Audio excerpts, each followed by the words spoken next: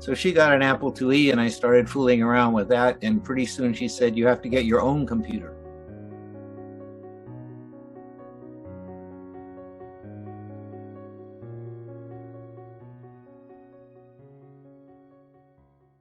Ken, I'm so glad we have this interview today.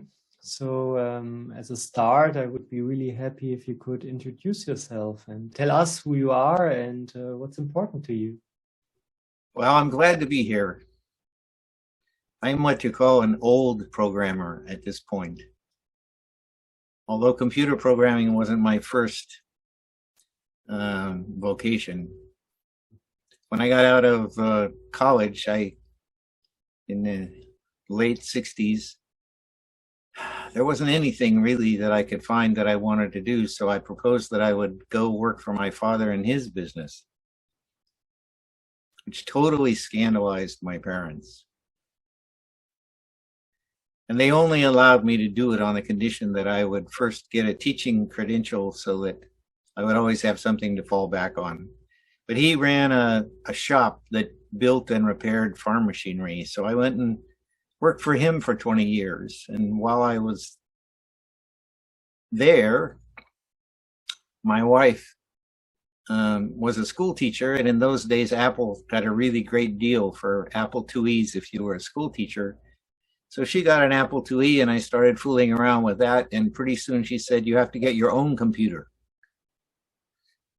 So I did. And I had a friend who actually was a consultant who wrote business programs in Excel at that point, who taught me some things. So I got all excited and started writing programs to run the accounting for the shop.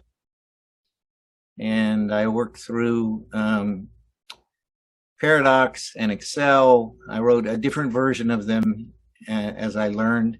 It drove my mother, who did the accounting, absolutely crazy,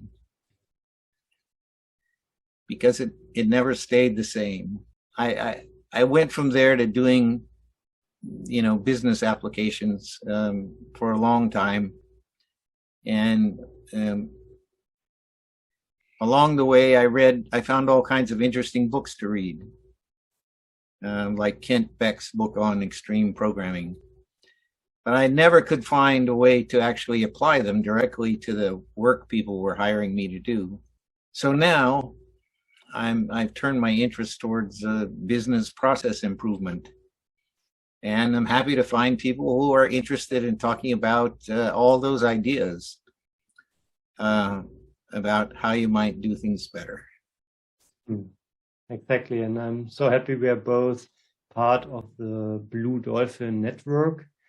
That's how we know each other, and that's where we started working together and really enjoying that. Well, wonderful, Ken. We are already at an end, so when should people reach out to you? What do you have to offer? Well, my biggest interest right now, one of the observations about TOC that if you do it full bore, it can be complicated and difficult. So one of the things I like to think about is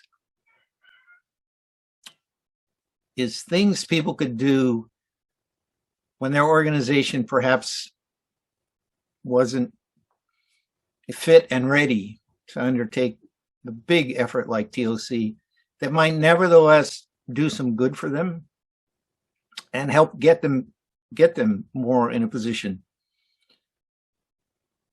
And the thing I think most about right now, and the thing I'm looking for people to try and work with, is to co-opt domain-driven design's idea about a ubiquitous vocabulary.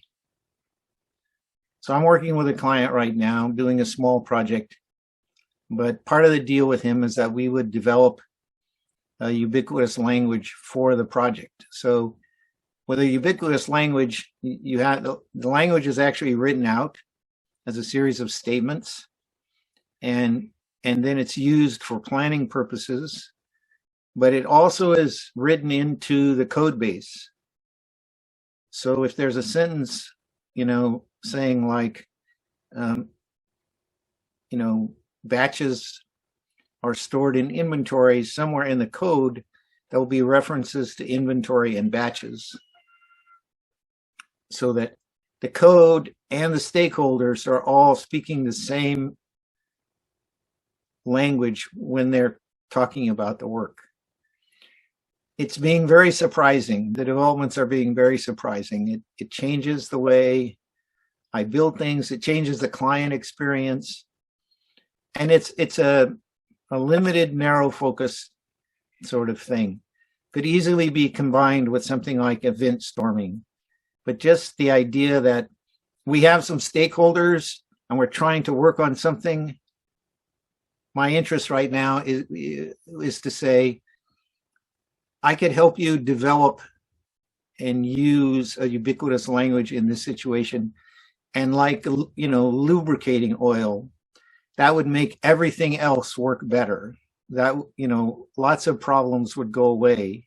That's the thrust of my attention right now, is to find some projects that I can work on like that, because I think there's a lot of possibility there. Definitely. So wonderful. Thanks a lot, Ken. As usual, Michael, it's been a blast.